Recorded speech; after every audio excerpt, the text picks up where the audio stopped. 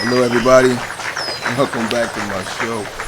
I know it's been a long time, I haven't been on, I took a little break. So many things have happened,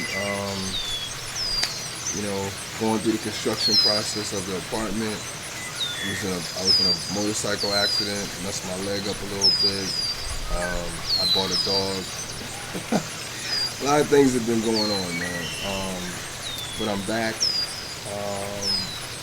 What did I miss? Nah, but seriously, it's good to be back. It's good to have time to sit down and do this. I think that it's important that we take time out to, do some mental health things and take care of our mental health, take care of our health in general. I don't get paid from YouTube or nothing like that, so it wasn't like a job. And job is a scary word for me. So. But I just been doing certain things. I've been traveling a little bit around the island. Spent some time in the capital. Spent some time in Puerto Plata. I went to Samaná. The DR has been good to me. But the process now that I'm going through right now is just dealing with this construction process. And it's been a journey, man. I'm gonna show you some clips and videos of the process that we're in, but it should have been done. I had to fire my previous contractor because he was taking on too many jobs and then just putting me on the back burner because I wasn't like the major job that he had, and it was just too much for me, so I had to fire him. And then in the midst of me firing him and getting a new contractor that came in, they all start off fast and hard, they're doing their thing, and then they just taper off. And my new contractor had put my windows in, he put the closet in, he basically was finishing up, he did the electric, the plumbing, and the old contractor comes back, and then he's like, well, he sees the process, and he's like, because he kept pushing me off, I was like, all right, whatever. He comes back, and he was like, well, I want you just to give me $400, and we'll call it. He might give you $400. For what? You didn't do any work. I had to tell him to, beat it. And, he acted like he was mad. We sat down with my lawyer before, when he wasn't showing up. We sat down with the lawyer and he came up with a plan, like, okay, we're going to do this, we're going to get back on track. And he never showed up. So, when he came back asking for money, I was like, what? Your services are no longer needed. You know what I mean? So, but he said, first he said $400, and he said, well, give me $200. And I was like, I'm not giving you nothing. And that's a point that I want to make today, is that you have to be firm here, because they will take advantage of you if you let them. So, and I don't like to raise my voice. I'm not a small person. And I like to be respectable. So, I had to get a little aggressive with him and let him know I wasn't going to be giving him any money. But what I did do was I gave him the pavers that he took up from my carport. I had some pavers, and he wanted to use them on another job, so I just gave them to him. I don't even know how much they would have been worth. And I was like, man, here, just take them. Here's a parting gift, and go. So when he sees me now, he waves, so it's all good. It's not a problem. But the new contractor, I think he did the same thing. Like he took on some jobs, and it slowed the process down. And being here on the island for like 3 years now, I've learned patience. So I'm just being patient, man. So I would like to get the apartment done so I can start getting people in and possibly, receiving some funds for them coming and staying in the apartment. But I'm patient, you know what I mean? The main thing was just having more room at the house. If my entire immediate family wanted to come down, everybody can be comfortable. So, the mission is almost accomplished. So I'm not tripping. But, like I said, it's a process here with everything, man. And you have to have patience. You got to have patience here. And that's what I've learned. But there's patience, and then there's being taken advantage of. And at some point in time, you got to step up and be like, you know what? I'm not having it. And that's what I had to do here. And I think that people here are, if they can, they will. You know what I mean? If they can take advantage of you, they will take advantage of you. So, but another thing that I wanted to talk about, the reason why, it's been, the older folks in my community, it's been heavy on my heart. Um, I didn't do something that I think that I should have did, and the result of that could have possibly led to someone getting harmed more than they were harmed. And as you guys know, I do a show sometimes with my man Coach Jardine, the Dominican Route. It's a YouTube channel with my man Coach. Excellent show. And he has a lot of different people come on, and he had this sister from the States that came on, and she was in a relationship, and the relationship turned violent. She was dating a Dominican guy, and the relationship turned violent. And I remember we were on the show together, and some people on the panel had got into it, and I heard her. I got to see her. Her sister came out. We got some strong-minded sisters in the States, came out to defend the other woman. And when I heard how she was talking, I was like, I hope she's not going to ever talk to her man, her Dominican man, like that.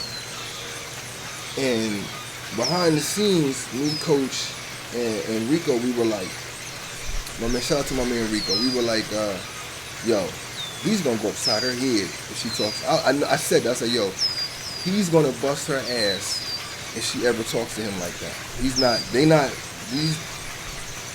men are not, they're not going for it. You know what I'm saying? So, not to say that it's right or wrong. It's definitely wrong to put your hands on a woman, but, here, they're not going back and forth with you. You know what I mean? From my experience and what I understand. And I should have said something then to her, but I didn't know her like that. You know what I mean? I still don't know her like that. I don't really know anybody like that that I feel as though I can pull them to the side and be like, hey, you might not want to talk to Dominican men like that. You know what I mean? But, and then I think, what was it, like a month later, she was on the show talking about, she was abused, and I was watching the show. I wasn't on the panel, but I was watching the show, man. I felt so bad on the inside. And I'm also, in my past life, I was a licensed social worker. So I felt so bad that I didn't say something to her, and in that moment, and be like, hey, look, man, you might want to watch how you talking to the men down. Like I said, I didn't know her like that. And it probably would have been met with, you don't know me, you don't mind, and that was another reason why I didn't say nothing, because I think that online we've become so divided as men and women that she might not even receive my advice well. You know what I mean? She might have took it as me being misogynistic or me thinking I know everything. So I just kept my mouth shut, man. And by me keeping my mouth shut, that happened. Not to say that what I would have said might have stopped her from getting abused, but it might have helped her. She might have thought about it. And I was talking to Coach Enrico, and I was like, man, he's like, man, you couldn't have stopped that, or you did say that, but I was like, well, what if you killed her? What if it got that bad? I'd have been, you know what I'm saying? So, not to say that I'm going to start warning every stranger that I know of the dangers of what can happen out here, but I'm definitely, when I see, like, I might say something, might pull it to the side or pull him to the side and be like, hey, man, you might not want to move like that when you're down here. Or you might want to slow down a little bit. But there are plenty of videos here on YouTube that talk about, how men and women interact with each other here in the culture. And I think we need to be more mindful about that when we're coming down here and interacting with the people that live here, because their culture is not like, it's similar, it could be similar, but it's not the way that things work in the States. And hopefully things will change in the future, I don't know, but it's not really my place to try to change it. But what I can do is I can inform people of how things go here based off my experiences, man. So I've been feeling extremely bad, and I want to apologize to her. One day we'll talk. I got her number. I'll probably shoot her a text. And just apologize. But like, on a more positive note, man, things are going well for me personally. I often, I think to complain, and I'm like, man, and then I'm like, what are you complaining about? You know what I mean? What do you have to complain about? Sure, things can always be better, and you should always strive to try to make things better. But like honestly, I don't have much to complain about, man. I don't really want to get on here and discuss my love life on the internet. I just think that private relationships last longer than public relationships. You know what I mean? And I'm currently seeing some people, but nothing serious. And I know a lot of the fellas are gonna kill me, but like I've been spinning the block, man. I've been reaching back to sisters in the States, man. Honestly, because I like sisters in the States, man. You know what I mean? So, I've been talking to them, a couple of them, and I've been, talking to some women here. And I think that when you keep your options like open and you whatever's what's meant for you is gonna come. You know what I mean? But you just gotta be open to receive it. You know what I mean? Before, I wasn't really open to receiving in a relationship because I had things that I wanted to accomplish me personally. And when you get into a relationship, especially here, like it's not, I had this conversation with Coach and Rico, and I was like, a relationship here is not just surface. It's the surface you see. Oh man, I got a beautiful woman, and she's feminine and all those good things, and she's this and that, and she cooks and cleans, but the culture here, they are family orientated, so they're still going to be attached to their family. You know what I mean? And you're going to have to become a part of the family. So if you're a private person, that it might not work for you. You might not like that. You might not like that. Her mom might want to come stay for a week.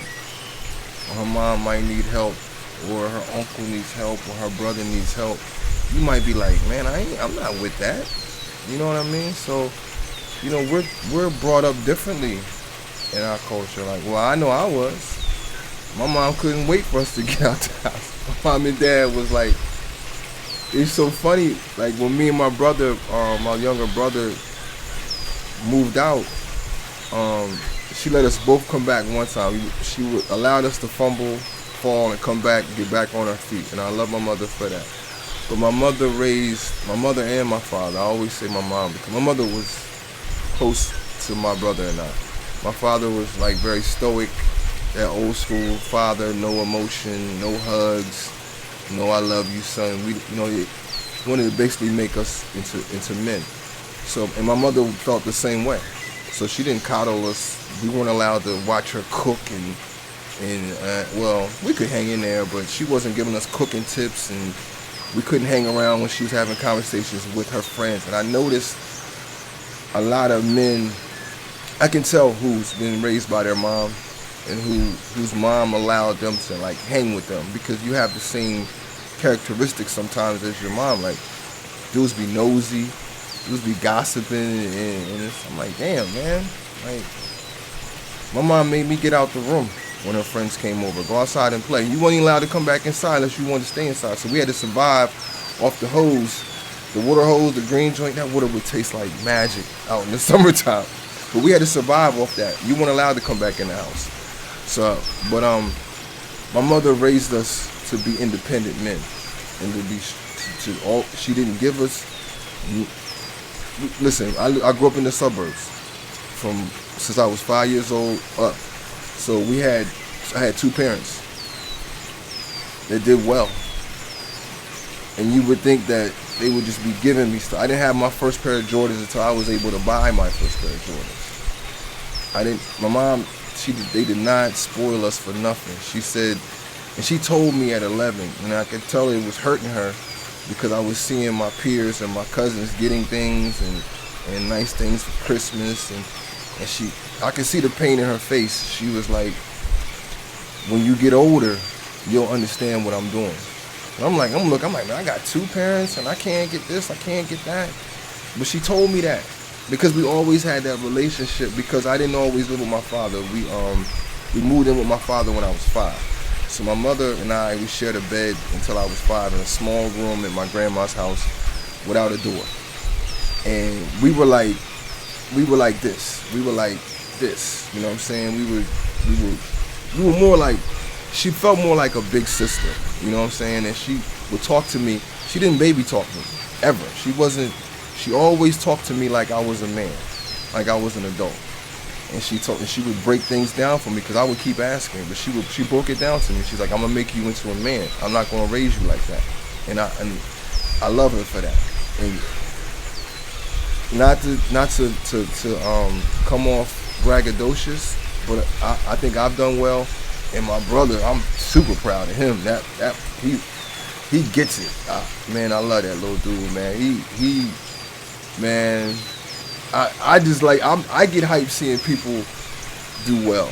And I'm so proud of him, man. Man, damn. And I know she sits back like, damn, look at my sons. But that's the way she raised us to be men. You know what I mean? But I got on a tangent talking about my mom and everything. I forgot what I was talking about. But, that's just how we were raised. This is different cultures. You know what I'm saying? I was raised to be independent. Here, they're family oriented. And I see the advantages of that, and I see the disadvantages of that. And the disadvantage for a foreigner coming in that may be making a lot of more money is they may not understand that, hey, we're gonna put the money together and we're gonna help so-and-so and so-and-so, and you like, man, that's an adult. Like, how am I helping out a grown man or a grown woman? And it might not resonate with you if you were brought up to be independent when you got out the house to go. Cause my mom, when we got out for the second time, they knocked down the walls. They made their bedroom bigger. They turned my room into a den. It was a sign to us that, hey, you cannot come back. You know what I mean? We're ready to enjoy our adult lives.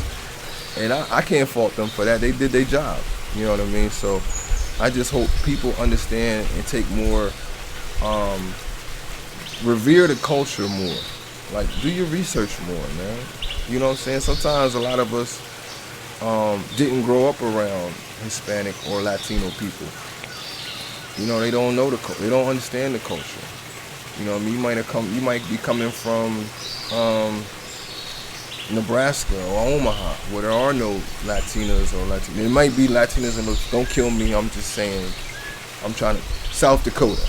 There, you might be coming from South Dakota, and there's no Latinas there or Latinos, and then you come out here and you don't understand the culture, and then when something happens, you're like, oh my God, you know what I mean? So, but like I said, the culture here is different.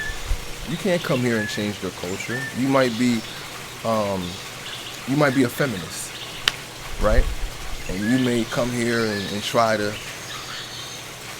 change how the women here think about men and interact with men and women's rights, and the women might look at you like, are you crazy? Like, what? You know what I mean? So I'm not here to try to change anything. Like, me and Rico talk all the time. I'm like, man, I'm not even here to try to be a part of the culture. To me, my ideal situation here would be to meet a woman and she adapts to my culture. Because, this may sound misogynistic, but I'm the man. And if I'm going to be taking care of you and you're going to be under my roof, you're going to have to fall in line with my culture. And that's why I started dating women back in the States, because, they understand, they get it. You know what I'm saying? They understand, like, okay, this is where he wants to go with it. You know what I mean? So, but I know I got off on a tangent a little bit talking about that, but I'm talking about my personal stuff. But that's part of having the channel is sharing some things like that. But other than that, man, like I said, I felt bad about what happened with the young lady on Coach's show. Um, and I wanted to get back. And I know I haven't been on here in a while. I've been doing some things, and I feel bad. I apologize to you guys. I feel like I owe y'all an explanation of where I've been at, what's going on. The weather has been hot. Man, I can't wait until, I'm gonna say, mid-November, mid to late November, man, when that weather just hits that 70, 75, and it feels perfect. Like they said, in Colombia they got Medellin that has the eternal spring, like 75, perfect weather. We get that too, but just not all year long. You know what I'm saying? So I can't wait, man. It's beautiful. You don't have to turn your air on, man. Oh my God, it's a beautiful thing. But thank you guys for tapping back in with me. I'm gonna go ahead and end the show today, or end it right now. I might post another video later on. I might see if I can get Rico to come on the panel and discuss some stuff. That's my guy. See if Coach is not, Coach. Shout out to Coach. Coach, get better. He's recovering from surgery. Coach, get better. Like I said, I might see if I can get those guys on later and we can discuss some things. A little bit more upbeat. Talk about some positive, funny things. And like I said, thank you guys for tapping back in with me. I'll see you guys next time. All right, peace.